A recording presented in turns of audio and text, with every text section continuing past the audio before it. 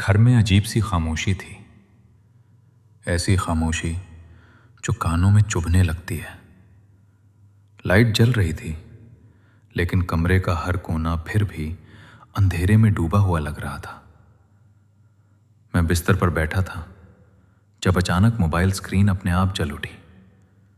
कोई नंबर नहीं, कोई नाम नहीं, सिर्फ एक मैसेज। अगर तुम ये पढ़ रहे हो तो ध्यान से सुनो। मेरे हाथ ठंडे पड़ गए। नियम नंबर 1, रात में अपना नाम जोर से मत लेना। मैंने हल्के से हंसने की कोशिश की। बकवास। लेकिन तभी मेरे कमरे के बाहर से किसी ने धीरे से मेरे नाम की आवाज लगाई। वो आवाज मेरी ही थी। नियम नंबर 2, अगर पीछे से आवाज आए तो मुड़कर मत देखना। मेरी सांस रुक गई। आवाज अब मेरे बिल्कुल पीछे थी, इतनी करीब कि गर्दन पर किसी की सांस महसूस होने लगी। नियम नंबर 3, अगर कमरे का आईना धुंधला हो जाए तो अपनी परछाई मत देखना। मैंने सामने देखा, आईने पर जैसे किसी ने सांस छोड़ी हो।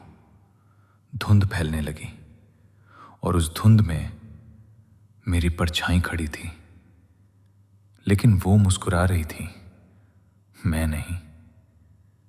नियम नंबर 4, अगर लाइट झपके तो आंखें बंद कर लेना। लाइट एक पल को गई। मैंने आंखें बंद कर लीं, लेकिन कान के पास एक आवाज आई, मत खोलना। तभी नियम बदल गए। मोबाइल फिर से वाइब्रेट हुआ। नया मैसेज, आज रात नियम बदल चुके हैं।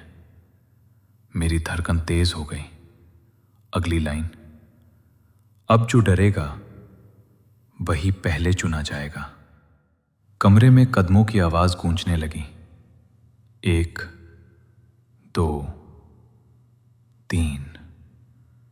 मेरे बिस्तर के बिल्कुल पास किसी का हाथ धीरे धीरे मेरे कंधे पर रखा गया और वही आवाज फुसफुसाई, तुमने नियम पढ़े थे ना?